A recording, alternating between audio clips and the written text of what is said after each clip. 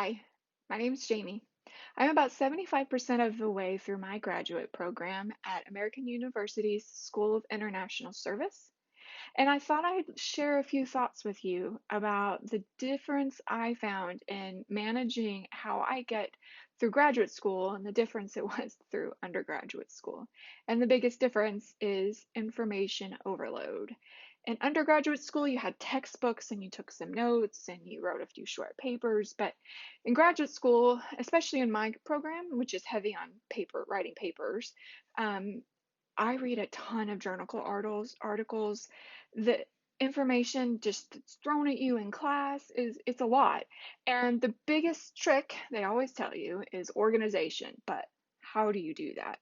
So I thought I'd talk to you today about the four different workflows that I have in place that help me manage this. The four areas basically are information management, where you collect the information, you intake it, and how you organize it. The next one is information processing, where I have a workflow set up that helps me know how I'm going to read, annotate, and maintain or keep where I keep those notes. The third one is kind of how I synthesize the information. Becomes especially relevant with research papers where you need to take journal articles and books that you might have read and piece them together to come up with something new. And then the last one is project management, which is not new. You probably knew that that was coming, to-do lists and calendars and all that jazz. Anyway, I thought I'd give you an overview of how I do these things and the applications I use to help you get ready for your upcoming semester. Now, the first workflow I wanted to talk to you about is information management. Information collection isn't so hard, right? You download an article, you download whatever you have, you web clip something. It's what you do with it when it's on your computer, right? You don't want to just dump it all over your desktop, and don't print anything unless you absolutely have to. I would recommend against printing. You're going to have papers everywhere. Anyway, let me show you what to do instead. Now, normally you would put it in a file, right? Here's all the documents I have for one class. Different articles, different internet articles. So these things are hard to keep track of. There's a lot going on in each one. So what normal people do is they title it something that will help jog their memory and what it's in it so that they can remember later, oh, I wanted to go look in that article. What you end up doing is opening and closing the documents all the time and searching with, using the Control F to find something inside it, because you can't search across within the content across articles. You can only search at the top level across titles. So this is what I would recommend. For Mac users, I hope you have something. If you're a Windows user, I hope there's something similar. I honestly don't know. But for Mac users, I use DevonThink, and it is a paid application, but it is something that I highly recommend you invest in. I have the $200 Pro version because it does things like OCR my documents so that I can search across them. Sometimes you download a journal article and it's old and it's not OCR'd before, so you can't search within the document itself. So you really want something that can OCR everything. Now, previously I showed you this file, right? This is whoops, I guess I closed it. What the file looks like. Instead, I've got this, where I've got a database for my graduate studies. These are the different classes I've taken. And these are the articles I've collected for my Causes of War class that I took a couple years ago. Let me close that out so you can see them. So these are all the different articles. I can search not only across the titles, but I can search within a document. So if I go here, I can search across the document, but I can also search across all the documents. Conflict. So see, it's searching not only, I can search with just in the articles that I have for that class, but I can also search across the database. So anything that I've had in a different class, I might find a unique connection to something I've taken in another class, especially in graduate school, as the classes all seem, obviously covering the same topic from different angles. So you're going to be able to use information across classes, and this will allow you to do it. Now, the next thing I wanted to show you was when you're writing a paper. So when you write a paper, you have to do, let me find a good one. This was a long paper I wrote. Okay, so you're going to have to include citations, right? Citations are labor intensive. Even if you're okay with writing the author, the date, and the page yourself, the last thing you should be doing is writing a bibliography page ever again. If you're writing bibliography pages and typing this information out, you're doing it wrong. You need to get a reference manager. There's free ones like Mendeley that work well with Word. There are other reference managers that work with uh, like a Mac Pages or Google Docs. I'm not exactly sure which ones work with Google Docs, but you're going to want to find a reference manager that is interoperable with the word processor that you're working. And this is what it looks like. I'm currently using Bookends.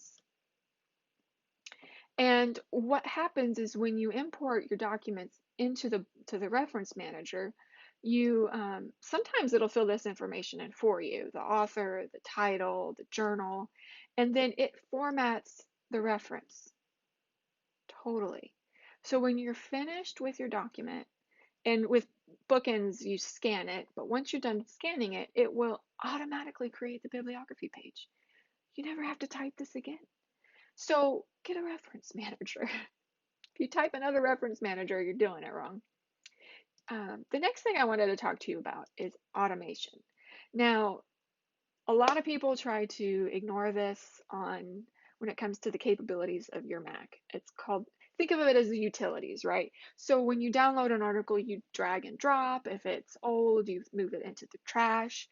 You can set up your computer so that you're not doing any of that. For instance, I've got Hazel. Let me show you what that looks like.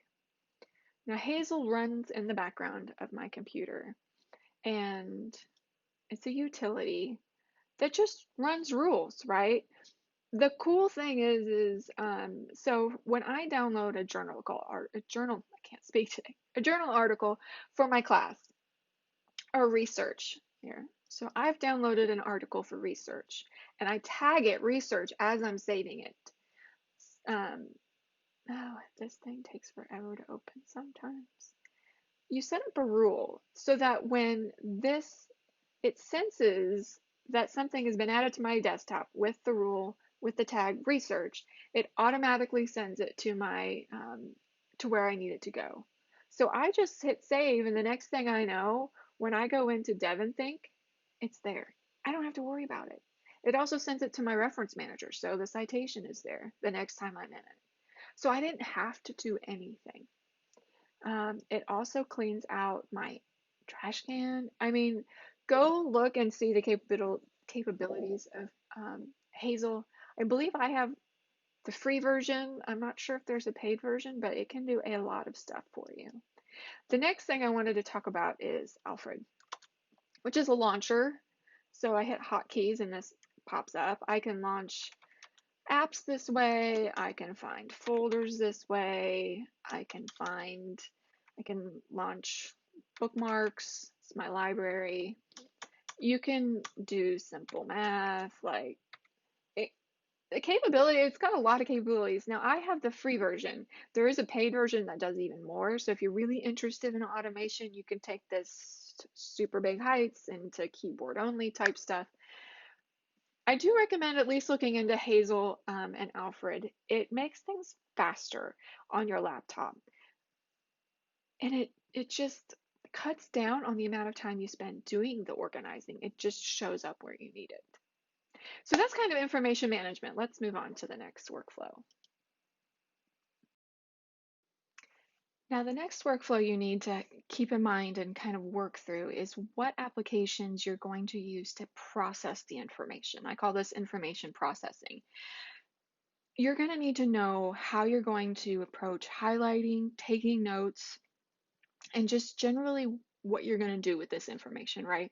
When I first started graduate school, I was printing off these journal articles. I was using a normal highlighter, and I was taking notes in this amazing, beautiful notebook. And I loved this. This felt was so satisfying. The problem is this is now almost worthless to me because I can't search it. It's not readily available. I'd have to go pull it off the shelf and flip through it to find whatever I need. So after 2 classes of doing this, I decided to go digital. So now let me show you a few of the applications that I use to process information, but just keep in mind the concepts of what I'm doing so you can find the application that works best for you. Unfortunately, I'm also still on a Mac, I use an iPad, so this I can't recommend too many things for Windows users, so hopefully you guys have something similar. Now, you've taken my advice and not printed these journal articles off. So what my first recommendation is if you have DevonThink, the easiest way to read a journal article is to annotate it and highlight it using DevonThink. It has its own um, uh, annotation tools. You can highlight, and the great thing is with DevonThink is I showed you this search feature here, but when you're highlighting and annotating in DevonThink, it actually also keeps track of your annotations. So I can see and jump around the different annotations I've made. You can also, so for this one, I was like, wait a minute, I think that's really important. So I actually made a note, like write it there and it saves it. It's right there. So you can take notes and annotate in the same document. Um, DevonThink also lets you, let me get out of there, summarize your highlights. So it'll actually export all your highlights as a single document with links back to this document. So it has so much potential. The $200 in this application is so worth it. So that's how I personally handle journal articles. You can also use things like Adobe Acrobat. I think they have um, application that you can annotate on your Mac. There's also, I think, Skim, which works well with um, DevonThink. I'm sure there's a lot of other ones, but I like to use DevonThink. Now, when I'm like reading a physical book, sometimes you have to get a physical book. That's the only thing that you can do. I like to take handwritten notes, but I do that on my iPad because, again, I always want to get things into DevonThink. Now, you could also probably do this if you handwrite them on paper, then scan it in. The problem is, um, one of the reasons I like um, this program is because I can convert it to text. So I like to use Notes Plus on my iPad. And I don't know how to show you what's going on my iPad, so these are screenshots. So I like to use Notes Plus. I don't know if I should recommend it because it's got some serious problems, but some of the things I like about it is I really like the pens. It's like got this calligraphy pen. Everything looks pretty. It makes me feel better while I'm taking notes. And then the key for me is that you can convert it to text. So I converted this to text. And then when I export it as a PDF and import it into DevonThink, then it's searchable. It's just as searchable as my annotated notes from DevonThink. Now, let's say that I want to go to the coffee shop and annotate my journal articles, but I don't want to bring my laptop. So DevonThink also has a mobile app. And you'd think this is not sponsored by DevonThink. I kind of wish it was, but they have a mobile app, and if you pay, I think it's an extra $10 to get um, the upgraded version, you can actually have annotation tools on here too, and so it all syncs, and you can annotate just on your iPad. So that's something I like to do. Um, Sometimes if I have a book that I'm able to get electronically, I'll do it through Kindle. You can highlight and annotate directly in the Kindle, and then you can, as long as you haven't highlighted too much, you can actually export those into, like download them and put them into a document, and also put that into DevonThink. So everything is all in one place. So now you've annotated. What were you actually looking for when you're reading these articles, right? Like these are intense articles. Let me show you. So going back to Scott. Now, why did I highlight this stuff? What about this information made it important, right? These are anywhere between 22 to 35 pages long, and it can get intimidating, especially early on when you first start reading articles. I keep saying that, journal articles, to kind of understand what you're looking for. So when the last couple semesters, I kind of finally realized how I want to go about this. So every time I read a journal article, I try to answer 4 questions. The first two have to do with keeping in mind the context of the paper, and the last two have to do with what I'm getting out of it. So the first question is, what question or problem is the author trying to answer? And that isn't necessarily always obvious, but it's really important to understand where they're coming from and why they feel this is important, because that reflects on their conclusion. Did they actually answer the question? Did they answer it sufficiently? These are type of things you need to understand so that when you're moving down to the third question, what do I think of how they framed the issue and how they answered it? This is the type of processing that will prepare you to talk about this article in class. Now, if I was doing this for a research paper, I would often change this question to, how would this paper answer my research question? And that one's can be a little difficult to answer, but you really need to answer it so that you're using the article responsibly in your own research. And then the last question, what other things did I find particularly interesting or useful? And this is helpful um, to really identify, those things that you could use in your research paper, the quotes that you like, and just the little nits and things that are interesting. Now, the reason I would say, well, let me go back. You need to think about these things when you're annotating and highlighting, but at the end of that, you really need to write out the answers. It doesn't have to be long, it doesn't have to be a lot, but a lot of times when you finish an article, you think, yeah, I get it, that makes sense. But then you get to class and you're trying to verbalize it, and you're like, whoa, something is tripping me up here. Or you do something like I do a lot and make yourself sound like an idiot. So, which is okay, it happens. But if you write these out, it actually helps you realize where you're being tripped up. Now, it doesn't have to be long, as I said. I just usually open up a new note and write them out, real short and sweet.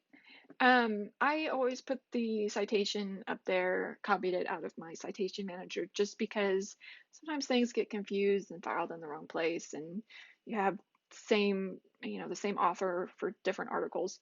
This kind of helps keep it straight. But you also notice that I answered these questions out of order in this. At least I have them in the wrong order, and that's because I was using this article for a research paper. So as I was actively using this, I wanted what I needed up top, and then kept the context down below, so I could be reminded of it, but it's not, in the way all the time. So you can do this however you want. Come up with your own questions, answer them in the same different order. The reason I have them in this order is because oftentimes the first 2 questions can be answered, sometimes ideally, in the abstract itself, where they say this is the problem and this is the summary of what I discovered. So that's why I have it in this order, but um, use it however you will, make it whatever you want. So now you have these, one-pagers on the different articles you're either preparing for class or you're doing your research on. The next step is synthesizing it. It's making connections, it's seeing the similarities and the differences between the author's perspectives. And this requires more brain power, right? This requires you to think analytically about how these things all fit together. Now, these 4 questions get you ready to do that, and that's why I find them very important. The first time I was developing this method for myself, I got really annoyed with trying to remind myself just by reviewing just the highlights what the paper was about. So the first time I did this, I did a number spreadsheet. I basically, I put the author, the title, the year, the question, the answer, and then what I got out of it. I hadn't even verbalized what my questions were that I was trying to answer. But by putting it in a spreadsheet, I was able to see, um, so I think I have some of these filtered, but like for week 6, I could see, okay, these were the articles I had that week, and I could easily see the differences between them. And when I was in class, it was all there ready for me. So since I'm doing an online program, I could have this up on my screen so that it was easy to refer to, right? Kind of like a cheat sheet. Now, this is fabulous for when you don't have a lot of um, to review, right? Like for week 6, I had 3 articles. So for most of the time, in class, you don't need to do a whole lot. Just have your, 4 questions answered for each one. You can refer to it, and that's pretty much all you need to do. You can in your head be like, okay, well, I noticed that that was a difference from there. You don't need to do anything further. You don't necessarily need any other applications. Now, when you want to take it a step further, so I ended up taking it a step further when I had my big practicum capstone project to do. And I found it difficult to make those connections, right? Like in DevonThink, I can see the articles, but I fiddled with labels, I fiddled with tags, but the fact of the matter is it ends up just being a list. I couldn't figure out how to think through this. I needed something like a concept manager, not just a information manager. I needed a concept manager. And I first discovered that in Tinderbox. Now, this is an expensive program, so it's not for everybody. I used it for a big project, and I actually have a video on how I used it and showing how you can make notes about this. But the thing you need to understand is that, also, this is my practicum. This is the outline, okay? So here's my sources. And I did it in this program because I could add metadata, but these are my questions and answers. The idea is that I discovered that different authors approach different concepts differently. So when I noticed that there was a concept that was being addressed across multiple authors, I could make its own note for that, right? So I realized that this author, McCormick, was coming from the perspective of constrained. I'm not going to explain what that means, but I identified him as the constrained perspective. So I wrote a different note just on constrained. Now, whenever an author also came up with constrained, I was able to link that to this same note. So all of a sudden, I started seeing patterns and connections between different authors, right? So that's kind of what you're looking for, is to connect sources of information to concepts. And then once you have the different concepts identified, you reword it in your own words, and you've just written your paper. Now, that is helpful for big projects, and you don't need to necessarily do that for everything. But there will come a time when you realize, I might want to keep some of this information for later, right? Like, I want to get a PhD, or I want to try to just teach at I want to become a teacher of some way. I want to become a writer, and you want to make sure that this information stays usable for the long haul. You want to make sure that you are making those connections across classes and across time. Now, what you might want to consider looking into is building a knowledge database. It's something that, well, there's different approaches to this. You might have heard of the Zettelkasten method. There's building a knowledge database. There's building a second brain. There's the evergreen method. These are different methods for taking notes and making connections. There's actually been just an explosion of note-taking applications geared towards this very idea. And some of them include Roam, Obsidian, and even Notion, to a limited extent, is usable for this. Now, a lot of people don't recommend Notion for this, but that's where I've decided to start. Because I don't want to use Tinderbox all the time. It's not usable on mobile. I've decided to build a knowledge base in Notion. This is fairly new for me, so there's not a whole lot of notes in here, but I just started. So for instance, in my final practicum paper, I wrote about procedural legislation. It's fascinating topic. I know you think so. And so one of the concepts was the potential procedural influence. And so I wrote a summary of what I learned. Now this is what is I call a durable note. It's something that I can use later on in life. Um, it's it's hard for me to explain this because I'm not proficient at explaining what the evergreen note system is, but that's kind of what I'm leaning towards. So I'll include notes or links in the bottom for you to kind of pursue that. Now, I wouldn't recommend making developing a knowledge database your first priority, right?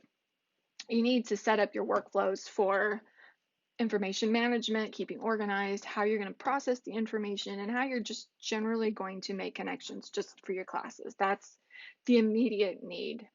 And one of the things I would recommend doing is, and you can even do this on a piece of paper, right, is writing out your workflows, making sure you understand how you're getting from point A to point B, and then you don't have to think about it later. Now, I did do this in Tinderbox. It's got this cool mapping feature.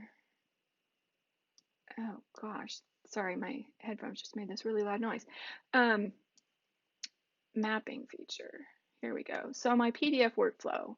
If I download a PDF, I've already talked through this, but this shows you, this is my action, this step right here. That's what I do. Then Hazel takes over. This is, I know where I need to write a rule for this. Then these are the automated, these are the automated steps, right? Because I have them in a different color.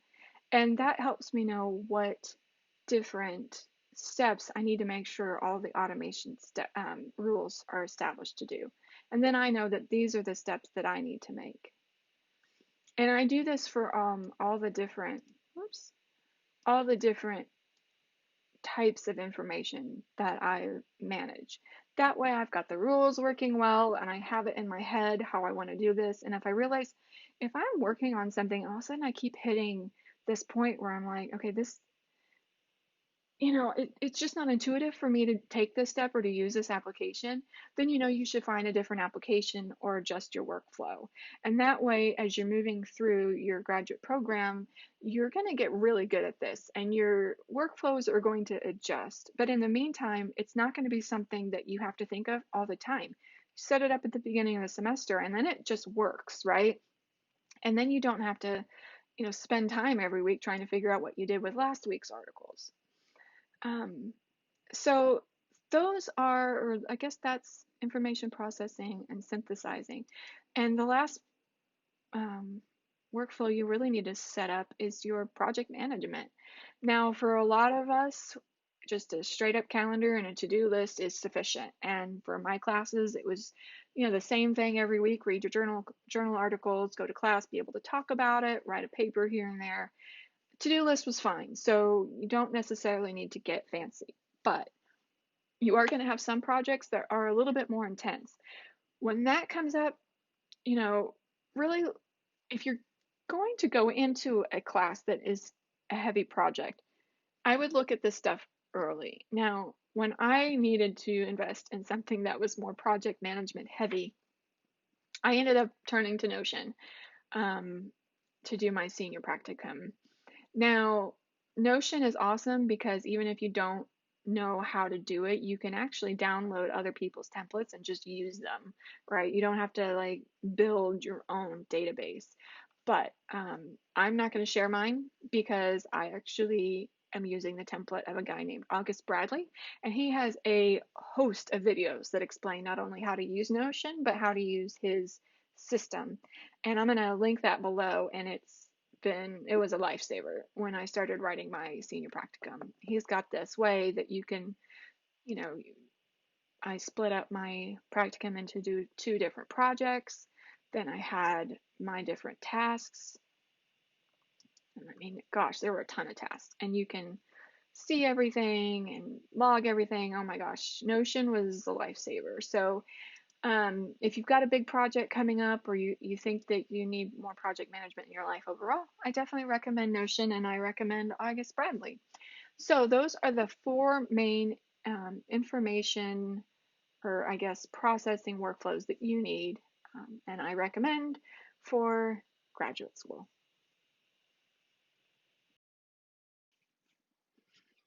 Now, I know that was a lot and it can seem overwhelming, but if you just start getting organized, it's not that bad. I just wanted to thank you for watching my video because I have zero production quality going on here. Clouds are passing by. I'm sure my lighting is changing a lot, but I might do a few more videos if anybody wants something to know something in particular about one of my workflows. I'm thinking about maybe a couple more, but this isn't something I plan on doing a lot. I have 2 classes left. I take 1 class a semester, so 2 more semesters, and then I'll be finished with my program. I wish you all the best in yours, and leave me any comments down below if you have any questions. Thanks. Bye.